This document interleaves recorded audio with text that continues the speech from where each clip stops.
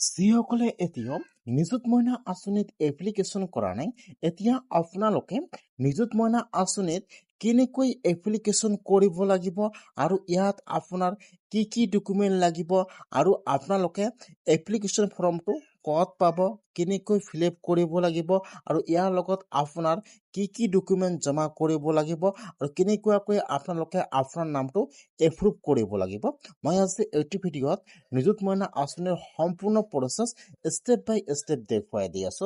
যদি আপোনালোকে এতিয়াও নিযুত মইনা আঁচনিত এপ্লিকেশ্যন কৰা নাই তেনেহ'লে আপোনালোকে আজিয়ে নিযুত মইনা আঁচনিত এপ্লিকেশ্যন কৰক। কেনেকুৱাকৈ আপোনালোকে নিযুত মইনা আঁচনিত এপ্লিকেশ্যন কৰিব সম্পূৰ্ণ প্ৰচেছ দেখুৱাই দি আছো, চাই ল'ব। আৰু যদি আপোনালোকে মোৰ চেনেলত নিউ হয়, মোৰ চেনেলটো ছাবস্ক্ৰাইব কৰি ৰাখি দিব নতুন নতুন ভিডিঅ' পাবলৈ হ'লে। এতিয়া আপোনালোকে নিযুত মইনা আঁচনিত এপ্লাই কৰিবলৈ হ'লে আপোনালোকে ফাৰ্ষ্ট এইটো অপশ্যনত আহি যাব। আপোনালোকে দৰফুললৈকে চাৰ্চ কৰি দিব। এতিয়া কিন্তু আপোনালোকৰ ওচৰত অফিচিয়েল ৱেবছাইটটো অপেন হৈ যাব এনেকুৱাকৈ। মই কিন্তু আপোনালোকৰ সুবিধাৰ কাৰণে ৱেবছাইটৰ লিংকটো মোৰ ডিছক্ৰিপশ্যনত দি দিছোঁ। আপোনালোকে ডাইৰেক্ট ক্লিক কৰি ফাৰ্ষ্ট এইটো অপশ্যনত আহি যাব। যদি আপোনালোকে মোবাইলত অন কৰিছে তেনেহ'লে আপোনালোকে ফাৰ্ষ্ট ইয়াত আপোনাৰ ব্ৰাউজাৰটো ডেস্কটপ চাইড কৰি ল'ব।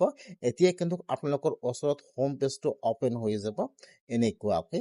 এতিয়া আপোনালোকে ৱেবছাইটটোত অহাৰ পিছত ইয়াত যাব দিয়া আছে ষ্টুডেণ্ট লগইন। এতিয়া আপোনালোকে সেইটো অপশ্যনৰ ওপৰত ক্লিক কৰিব। এতিয়া আপোনাৰ ওচৰত এইটো পেজ আহি যাব এনেকুৱাকৈ। এতিয়া আপোনাৰ ইয়াত ৰেজিষ্টাৰ মোবাইল নম্বৰটো বহাই দিব আৰু ইয়াত আপোনাৰ ডেট অফ বাৰ্থটো বহাই দিব। আৰু যেতিয়া আপোনালোকে এডমিশ্যন লোৱাৰ কাৰণে এপ্লাই কৰিছিল আৰু তাত যিটো পাছৱাৰ্ড বনাইছিল, এতিয়া আপোনালোকে ইয়াত পাছৱাৰ্ডটো বহাই দিব। Mobile number, date of birth আৰু ইয়াত পাছৱাৰ্ডটো বহাই দিব।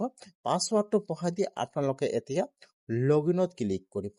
যেতিয়া আপোনালোকে লগইনত ক্লিক কৰিব, এতিয়া কিন্তু ইয়াত আপোনাৰ প্ৰফাইলটো অপেন হৈ যাব বা ইয়াত কিন্তু আপোনালোকৰ ডাছবৰ্ডটো অপেন হৈ যাব এনেকুৱাকৈ।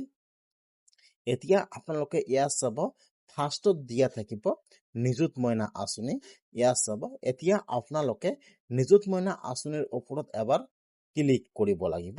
যদি আপোনালোকে ল'ৰা হয় তেনেহ'লে ইয়াত থাকিব বাবু আঁচনি আৰু ছোৱালী হ'লে ইয়াত দিয়া থাকিব নিযুত মইনা আঁচনি, ওপৰত দিয়া থাকিব ইয়াত চাব নিউ দিয়া আছে। এতিয়া আপোনালোকে সেইটো অপশ্যনৰ ওপৰত ক্লিক কৰিব। এতিয়া কিন্তু আপোনালোকৰ ওচৰত নিযুত মইনা আঁচনি অথবা বাবু আঁচনিৰ এপ্লিকেশ্যন ফৰ্মটো ইয়াত অপেন হৈ যাব এনেকুৱাকৈ। এতিয়া কিন্তু আপোনালোকে ফৰ্মটো সম্পূৰ্ণকৈ ভালকৈ ফিল আপ কৰিব লাগিব যাতে ইয়াত একো ভুল নহয়, নহ'লে কিন্তু আপোনালোকে লাভ নকৰিব ধন। সেইকাৰণে আপোনালোকে ইয়াত চাব দিয়া আছে আঁচনিৰ নাম। এতিয়া আপোনালোকে সেইটো অপশ্যনৰ ওপৰত ক্লিক কৰিব। এতিয়া কিন্তু ইয়াত আপোনাৰ ডিটেইলছ সম্পূৰ্ণ আহি যাব। আপোনাৰ নাম, গাৰ্জিয়ান নাম, ডেট অফ বাৰ্থ, খালি ইয়াত যিটো আপোনাৰ ৰিলেশ্যন হয় চিলেক্ট কৰি লৈ ল'ব। আৰু আপোনালোকে মেৰিড হয় নে আনমেৰিড হয় আপোনালোকে ইয়াত সেইটো বস্তু চিলেক্ট কৰি লৈ ল'ব। আৰু যদি ইয়াত নাই তেনেহ'লে আপোনালোকে ফিল আপ কৰি লৈ ল'ব। ইয়াত কিন্তু অলৰেডি সকলো নাম দিয়া থাকে। খালি ইয়াত যিটো আপোনালোকৰ আধাৰ কাৰ্ড নম্বৰ আছে, আপোনালোকে ইয়াত আপোনালোকৰ আধাৰ কাৰ্ড নম্বৰটো বহাই দিব। আধাৰ কাৰ্ড নম্বৰটো বহাই দি ইয়াত চাব দিয়া আছে ইণ্টাৰ আধাৰ OTP। আপোনালোকে ৰিকুৱেষ্ট OTPত ক্লিক কৰিব। আপোনাৰ যিটো আধাৰ কাৰ্ডত মোবাইল নম্বৰ দিয়া আছে তাত কিন্তু আধাৰ OTP আহি যাব। এতিয়া আপোনালোকে ইয়াত OTPটো বহাই দিব। OTPটো বহাই দি আপোনালোকে ভেৰিফাইড ক্লিক কৰিব। যিহেতু ইয়াত আপোনাৰ ডিটেইলছ সম্পূৰ্ণ আহি যাব, খালি আপোনালোকে ইয়াত আপোনাৰ ৰিলেশ্যনটো চিলেক্ট কৰি লৈ ল'ব। তাৰপিছত আপোনালোকে মেৰিড হয় নে আনমেৰিড হয় চিলেক্ট কৰি লৈ ল'ব। তাৰপিছত আপোনালোকে ইয়াত আধাৰ OTPটো বহাই দি আপোনালোকৰ আধাৰ কাৰ্ডটো ভেৰিফাই কৰি লৈ ল'ব। যদি ইয়াত আপোনাৰ কিবা নাম ভুল আছে আপোনালোকে ইয়াৰ পৰা এডিট কৰি ল'ব পাৰিব। আপোনালোকে এবাৰ নামবোৰ সম্পূৰ্ণকৈ চাই ল'ব। তাৰপিছত ইয়াত আপোনালোকে সকলো বহাই দি ভেৰিফাইড ক্লিক কৰিব। এইটো হৈ গ'ল আপোনাৰ পাৰ্চনেল এড্ৰেছ। ইয়াত দেখুৱাই দিয়ে ভেৰিফাই, আপোনালোকে অকেত ক্লিক কৰিব। তাৰপিছত ইয়াত আহি যাব এড্ৰেছ।